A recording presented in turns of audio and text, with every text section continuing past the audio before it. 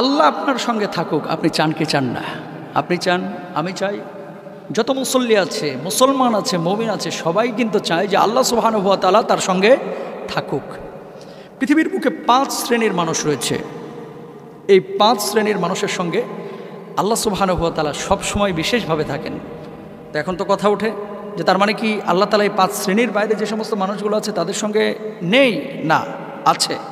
আল্লাহ সুবহানাহু ওয়া তাআলা সবার সঙ্গে আছে, কিন্তু আল্লাহ সুবহানাহু ওয়া তাআলার বিশেষ জিম্মাদারি 5 শ্রেণীর মানুষের সঙ্গে রয়েছে। আল্লাহ তাআলা বিশেষভাবে তাদেরকে মর্যাদা দেন এবং তাদের সঙ্গে আল্লাহ তাআলা থাকেন। তারা কারা? আমার কথা না, পবিত্র কোরআনুল কারীমে আল্লাহ সুবহানাহু ওয়া তাআলা কি বলছেন তার আগে জানিয়ে রাখি, আল্লাহ সুবহানাহু ওয়া তাআলা যদি কারো কল্যাণ চান, কেউ সেটাকে রদ করতে পারেন না, প্রতিহত করতে পারেন না। আল্লাহ তাআলা যদি কারো অকল্যাণ চান, তাহলে সেটাকে প্রতিরোধ বা প্রতিহত কেউ করতে পারেন না। কোন 5 শ্রেণীর মানুষ আমরা আপনাদেরকে জানাচ্ছি কোরআন থেকে, একটু শুনুন যে আল্লাহ সুবহানাহু ওয়া তাআলা কি বলছেন। প্রথমত আল্লাহ রাব্বুল আলামিন যারা দয়াশীল, মানুষকে যারা দয়া করে, অনুগ্রহ করে এবং যারা আল্লাহকে ভয় করে, তাদের সঙ্গে থাকেন। আল্লাহ তাআলা কি বলছেন? সূরা নাহলের 128 নম্বর আয়াত আল্লাহ রাব্বুল আলামিন বলছেন, ইন্নাল্লাহা মা'আল্লাযীনা ইত্তাকাও ওয়াল্লাযীনা হুম মুহসিনুন।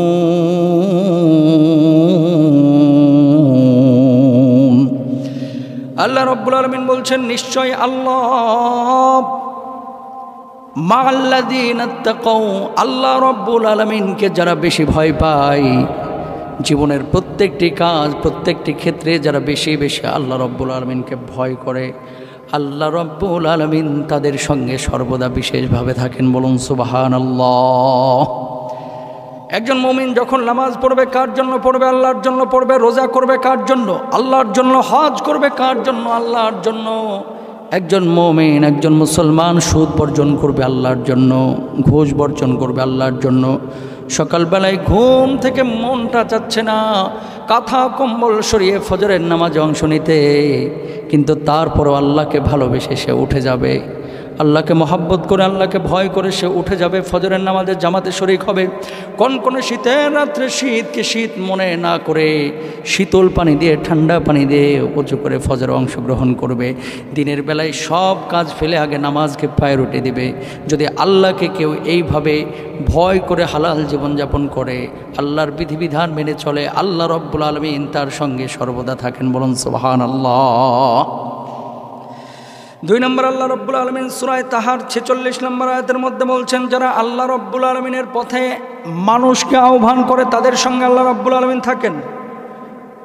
মূসা আলাইহিস সালাতু ওয়াস সালাম আর হারুন আলাইহিস সালাতু ওয়াস সালাম যখন ফিরআউনের কাছে আল্লাহর আদেশে দাওয়াত নিয়ে গেল, তারা এই জালেমের সামনে যাইতে ভয় পাচ্ছিলেন। আল্লাহ রাব্বুল আলামিন ওই মূসা এবং হারুন আলাইহিস সালাতু ওয়াস সালামকে বললেন, ও মূসা, ও হারুন, তোমরা ভয় পেও না। রব্বুল আলামিন বললেন, ক্বালা লা তাখাফা ইন্নানী মা'কুমা আসমা'ু ওয়া আরা। আল্লাহু আকবার। আল্লাহ রব্বুল আলামিন বললেন, লা তাখাফা, খবরদার তোমরা দুইজন ভয় পাও না, ভয় পেও না। ইন্নানী মা'কুমা, আমি আল্লাহ রব্বুল আলামিন ফিরআউনের কাছে তোমাদেরকে পাঠাচ্ছি, একা একা পাঠাইয়া দিচ্ছি না। যদিও তোমরা দুইজন যাচ্ছ, আমি আল্লাহ রব্বুল আলামিন তোমাদের সার্বক্ষণিকে আমি পর্যবেক্ষণ করছি, তোমাদেরকে শুনছি এবং দেখছি। সুতরাং ভয় পাওয়ার কোনো কারণ নাই, আল্লাহ রব্বুল আলামিন তোমাদের সঙ্গে থাকবে। বলুন সুবহানাল্লাহ। 2 নম্বর, তাহলে আল্লাহর পথে যারা আহ্বান করে, দাওয়াতি কাজ যারা করে, সাহায্য করেন কে? আল্লাহ। 2 নম্বরে গেল। 3 নম্বর আল্লাহ রাব্বুল আলামিন সূরা আশ-শুআরার 65 নম্বর আয়াতের মধ্যে বলছেন, কোনো মানুষ যখন আল্লাহর বিধান কায়েম করতে গিয়ে বিপদ আপদের সম্মুখীন হন, আল্লাহ রাব্বুল আলামিন তাদেরকেও সাহায্য করেন। আপনি দাওয়াতি কাজ করছেন, শুধু মুরগির রোস্ট আসছে, ব্রোস্ট আসছে, আপনি মনে করবেন না আপনার দাওয়াতটা পারফেক্ট দাওয়াত হচ্ছে। এই পথটি কণ্টকাকীর্ণ, এই পথটি কাঁটাযুক্ত, এত সহজ কোনো পথ নয়। শুধুমাত্র এসির মধ্যে থেকে দাওয়াতি কাজ করে অথবা ভালো ভালো খেয়ে দাওয়াতি কাজ করে যদি আপনি ইসলাম কায়েম করতে চান, এই ইসলাম কখনো আপনি জিন্দা করতে পারবেন না, আর কখনো প্রকৃত দায়ী আপনি হতে পারবেন না। আল্লাহ রাব্বুল আলামিন কাদের সঙ্গে থাকেন? যারা বিপদগ্রস্ত মুমিন, আল্লাহর পথে যারা দাওয়াতি কাজ করে, ইসলামের জন্য, দ্বীনের জন্য, কোরআনের জন্য, আল্লাহর বিধিবিধানের জন্য যারা ত্যাগ তিতিক্ষা সাধনা পরিশ্রম করে, আল্লাহ রাব্বুল আলামিন তাদেরকে সাহায্য করেন। যেভাবে মূসা আলাইহিস সালাতু ওয়াস সালামের কওমকে ফিরআউনের রোশানল থেকে আল্লাহ রাব্বুল আলামিন হেফাজত করেছিলেন। আল্লাহ রাব্বুল আলামিন কি বলছেন? ওয়া আনজাইনা মূসা ওয়া মান মাআহু আজমাঈন।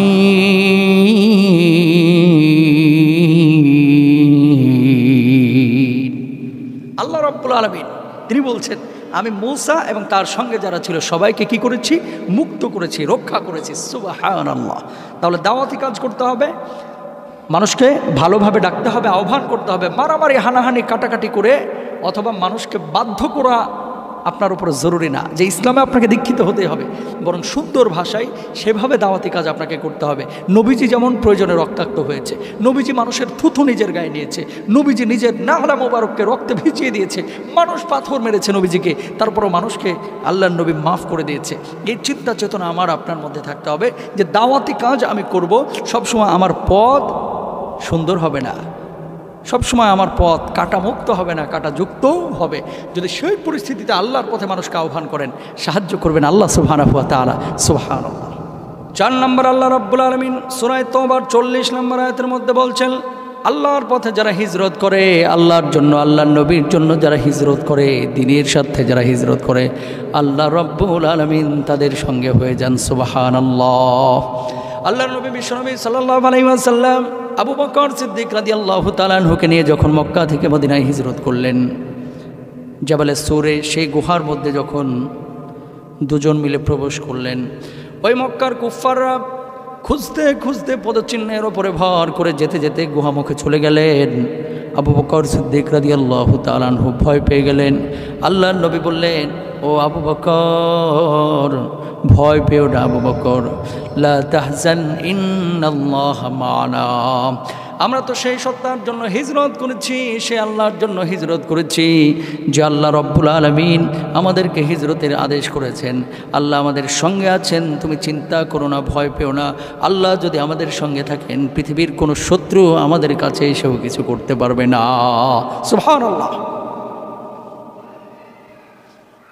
প্রিয় ভাইরা, যখন গুহা মুখে ওই মক্কার কুফফাররা চলে গেল, রাসূলুল্লাহ সাল্লাল্লাহু আলাইহি ওয়াসাল্লামের হাদিস থেকে যেটি পাওয়া যায়, ওই কাফিরদের চোখের মধ্যে আল্লাহ সুবহানাহু ওয়া তাআলা পর্দা ফেলে দিয়েছিলেন, যে কারণে তারা দেখতে পায় নাই। সুবহানাল্লাহ। তাহলে যারা হিজরত করে আল্লাহর জন্য, আল্লাহ রাব্বুল আলামিন তাদের সঙ্গে থাকেন বিশেষভাবে, তাদের জিম্মাদার হয়ে যান।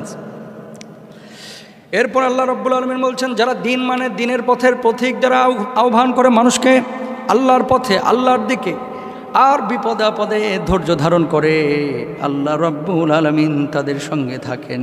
তারা কারা?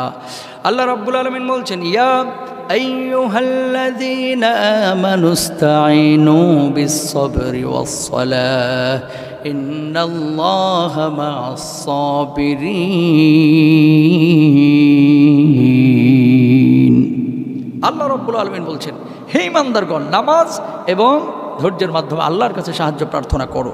যদি আপনি বিপদে আপদে প্রকৃত মুমিন হয়ে আল্লাহর প্রতি আপনি ধৈর্য ধারণ করেন, যদি নিজে ধৈর্য ধারণ করেন, ধৈর্যশীল হন এবং আল্লাহর কাছে সাহায্য প্রার্থনা করেন, নামাজের মাধ্যমে আল্লাহ তাআলা আপনার সঙ্গে হয়ে যাবেন। ইন্নাল্লাহা মা'আস-সাবিরিন।